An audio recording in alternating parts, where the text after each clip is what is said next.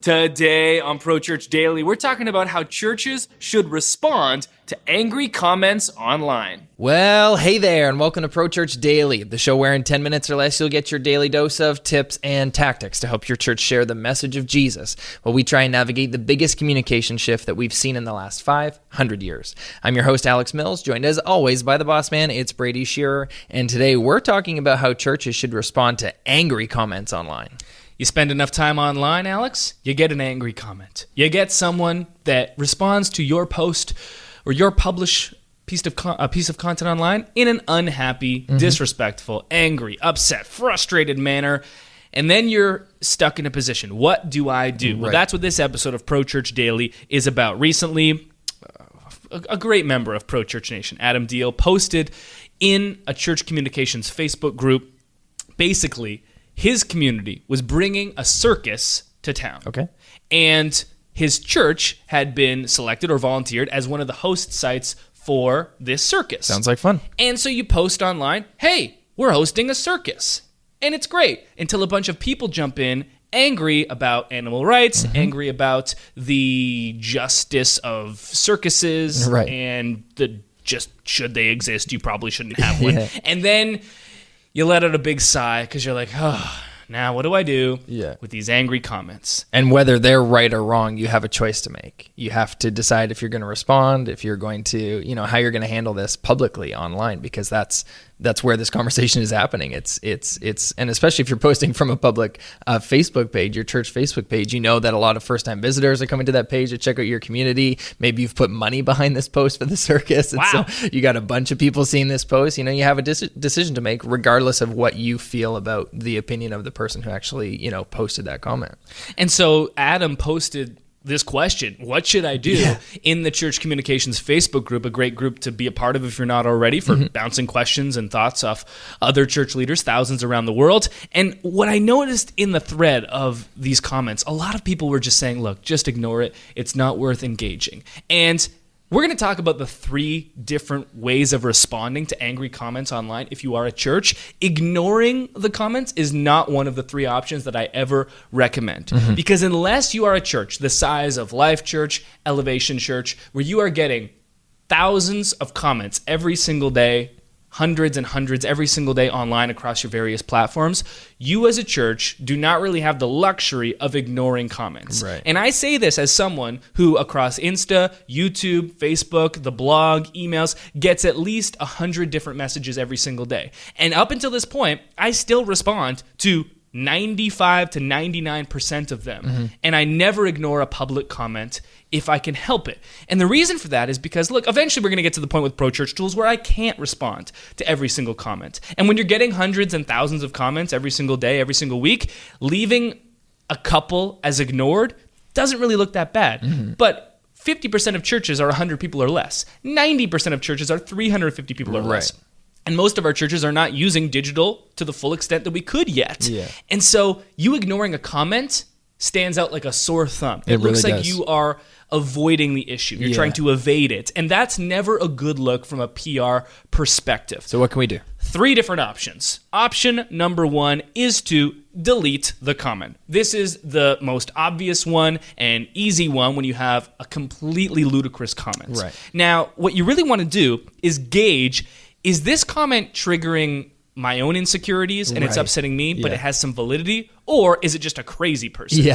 Most of the time, I don't know what most of the time is. Sometimes it's a crazy person. It's pretty rare that we delete comments on YouTube or Facebook. It's very, very rare that we delete comments. So maybe I would say most of the time it's not just completely ludicrous, but there is some sort of validity to what the person is saying. Yeah, exactly. And so you only want to delete when it's a complete crazy person, crazy or comment. Like vulgar language or something like that. And even then, sometimes I'll reach out personally to let them know, hey, we didn't keep that comment up because of X, Y, and Z, but here are our thoughts. Mm-hmm. And this is where you really have to be the bigger person, where you can delete, but then reach out to them personally so that they don't look like this happened to me today, where I posted a comment in a group and it got deleted, and I wanted to reach out and say, hey, did I cross a line in this group? Because I'd love to know. And they don't have the bandwidth to reach out to every single person, but you as a church probably do. And so go that extra mile, even if they are completely crazy and in the wrong, because there's nothing wrong with ever taking the high road. Okay. Option number 2, Facebook makes this especially easy. Hide the comment. So hiding a comment deletes it from public view, except for the person that originally posted the comment and those that are directly connected to them. Okay. So depending on the intimacy and tight-knitness of your community or church, hiding a comment may not actually hide it from too many people, but hiding a comment is especially useful when you kind of want to ignore it, but you don't want anyone else to see it or engage with it. And so on our Facebook ads, the hide is a feature that we'll often use when we post something about hey, here's a free resource to help your church do better with social media. And someone comments and goes, social media is from the devil. Haven't you read the Bible? Preach the gospel. And I'm just hide. I want this person to feel like they were heard, but I don't want anyone else to feel that they have to see this because it's nonsense. And so I'll just hide it. Final third option is to respond. And this is the option that I always default to. As much as possible, I want to respond to people. Do you know how often I get things wrong?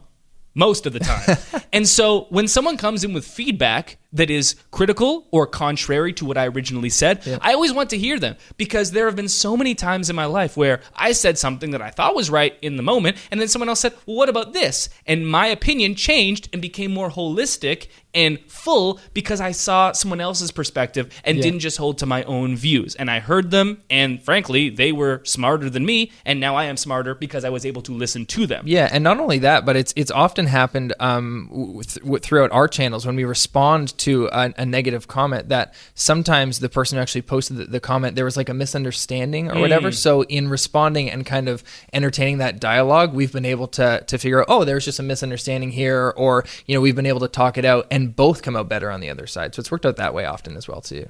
Here's probably the most important thing that you can take away from this episode of Pro Church Daily when it comes to responding to comments online.